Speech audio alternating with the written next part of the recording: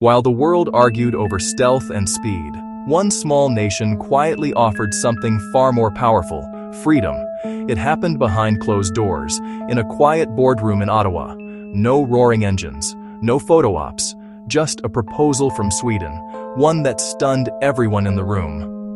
Because what Saab, the maker of the Gripen E, offered Canada was something the United States never could. Not a better deal, not a cheaper jet, but a promise of independence.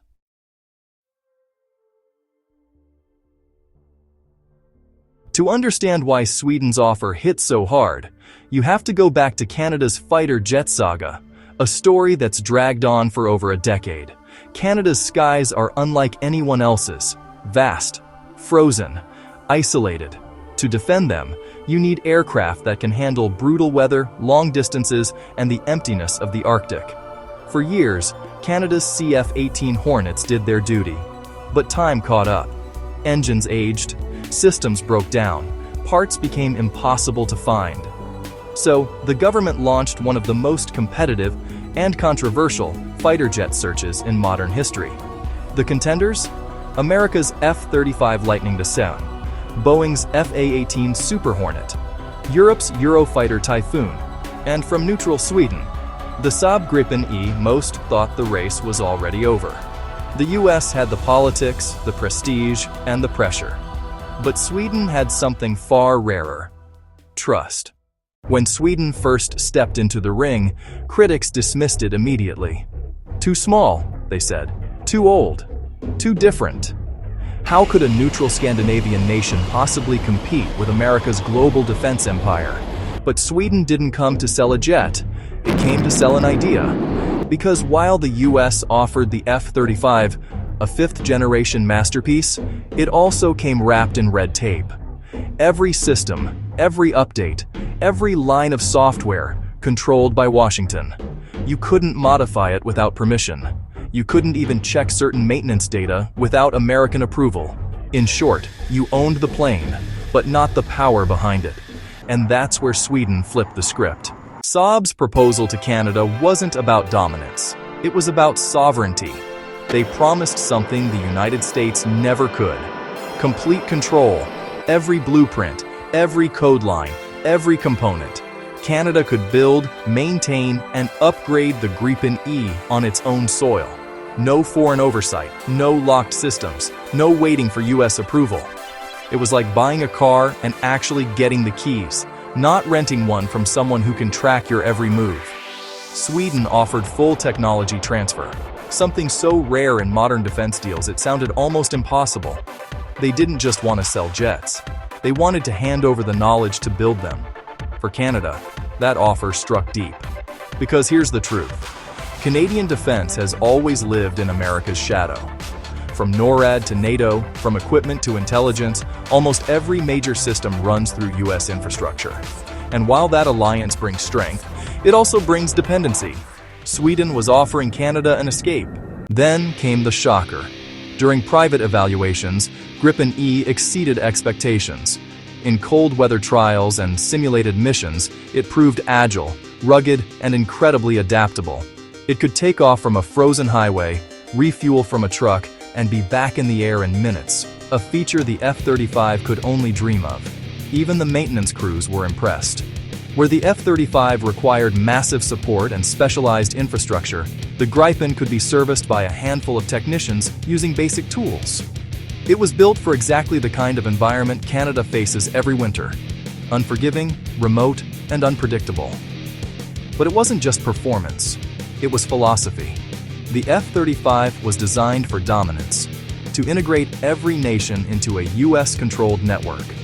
The Gripen was designed for independence, to give nations full control over their skies. In a world obsessed with power, Sweden offered something revolutionary: freedom through simplicity. One Canadian defense official described it perfectly: they weren't selling a jet, they were selling sovereignty. Officially, Canada went with the F-35. The decision was political, tied to NATO unity, US influence, and decades of shared defense.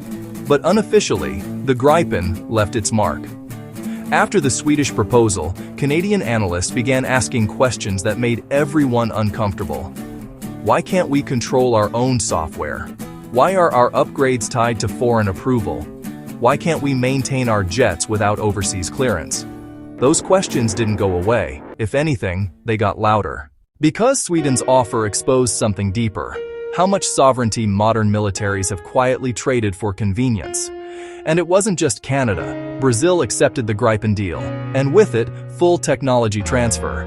Now they're not just flying Gripens, they're building them. Their engineers, their factories, their hands.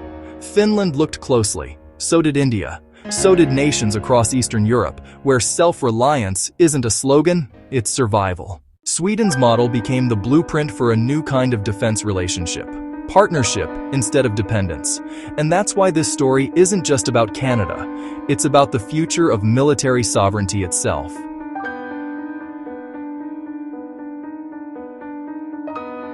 Think about the irony here. The United States built the world's most advanced fighter, and then locked it behind digital walls. Sweden built a simpler, smaller jet, and then handed the keys to anyone brave enough to fly it their own way. One sells control, the other sells freedom. It's a quiet revolution, not in the skies, but in philosophy. For decades, smaller nations have had to choose power or independence. Sweden's message is simple: why not both? Gripen E isn't just an aircraft, it's a symbol that even in a world of superpowers, there's still room for sovereignty. And in that sense, what Saab promised Canada wasn't just technology, it was dignity.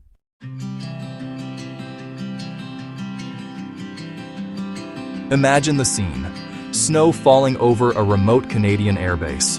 A Gripen E sits quietly on the tarmac. Engines cold, but potential burning bright. It doesn't belong to anyone else. It doesn't wait for foreign codes or updates. It's ready, on Canada's terms. That's what Sweden offered.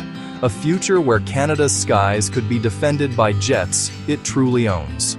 Where decisions aren't made in Washington, but in Ottawa. Where sovereignty isn't shared, it's secured. The US could offer power. Sweden offered freedom. And that's the difference between a jet you fly and a sky you own. Because in the end, the Gripen isn't just a machine. It's a message that in a world of giants, the smartest choice isn't always the biggest. Sweden didn't promise the most expensive fighter. It promised something priceless: control, independence, respect. And that's what the United States, for all its might, never could.